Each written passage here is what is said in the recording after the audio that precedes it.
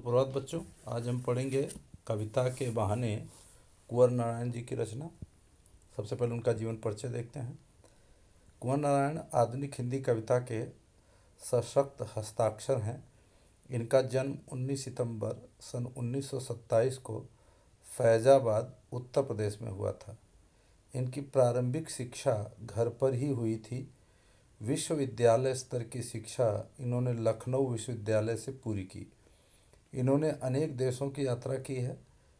कुंवर नारायण ने सन 1950 के आसपास काव्य लेखन की शुरुआत की। इन्होंने चिंतनपरक लेख, कहानियाँ, सिनेमा और अन्य कलाओं पर समीक्षाएं भी लिखी हैं। इन्हें अनेक पुरस्कारों से नवाजा गया है, जैसे कबीर सम्मान, व्यास सम्मान, लोहिया सम्मान, साहित्य अकादमी पुरस्कार, ज्ञानपीठ पुरस्कार तथा केरल का कुमारन आसान पुरस्कार।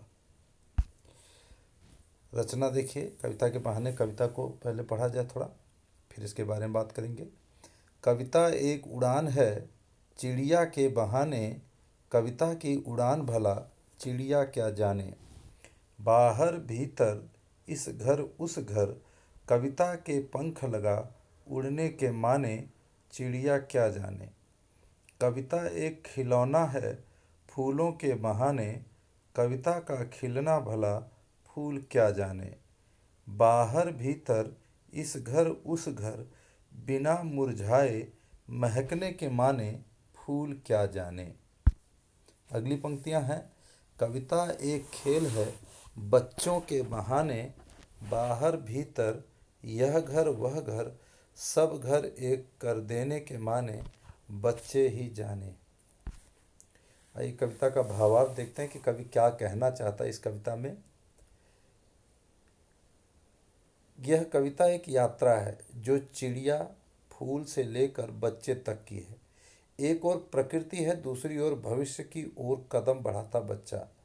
कवि कहता है कि चिड़िया की उड़ान की सीमा है, फूल के खिलने के साथ उसकी परिणति निश्चित है, लेकिन परिणति यानी उसका परिणाम, लेकिन बच्चे के सपने असीम हैं। असीम यानी जिसकी कोई सीमा नहीं है। बच्चों के खेल में किसी प्रकार की सीमा का कोई स्थान नहीं होता।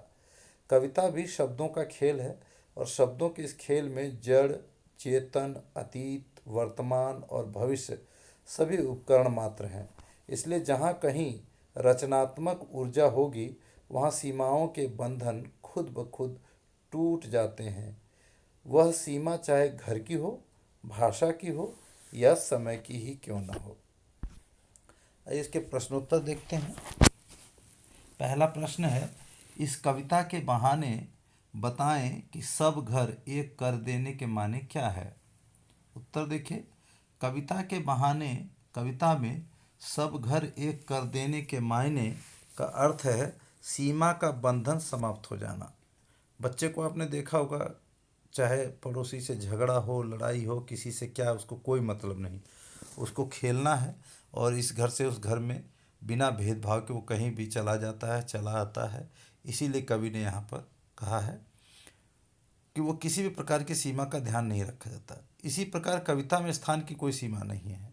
यह शब्दों का खेल है। कवि बच्चों की तरह पूरे समाज को एक मानता है। वह अपने पराये का भेद भूल कर कविता की रचना करता है। कविता समाज को बांधती है, एक करती है। इसलिए यहाँ कहा गया सब घर एक कर देने के माने। दूसरा प्रश्न देखिए, उड़ने और खिलने का कविता से क्या संबंध है। सॉरी, यहाँ पर क्या होना चाहिए, बयां है, तो क्या संबंध बनता है।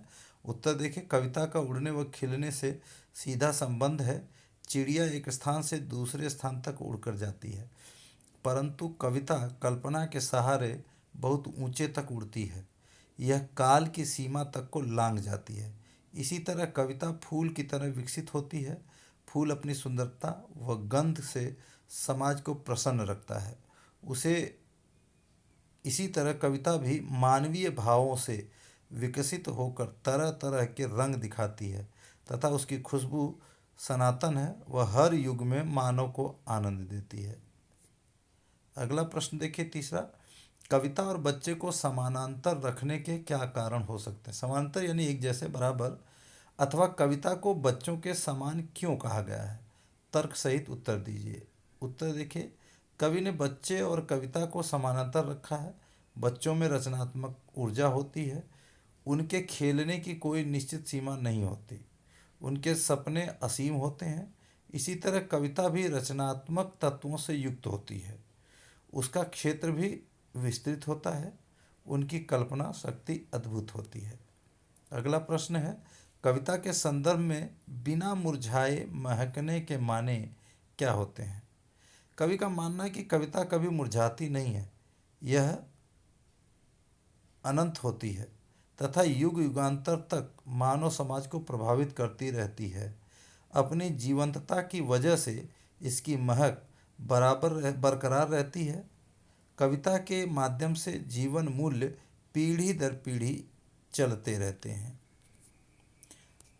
काव्यगत विशेषताएं देखिए, कवि ने कविता को अपने सृजन कर्म में हमेशा प्राथमिकता दी है। आलोचकों का मानना है कि उनकी कविता में व्यर्थ का उलझाव, अखबारी सतहीपन और वैचारिक धुंध की बजाय संयम, परिष्कार और साफ सुथरापन है। कुंवर जी नारायण नगरीय संवेदना के कवि हैं।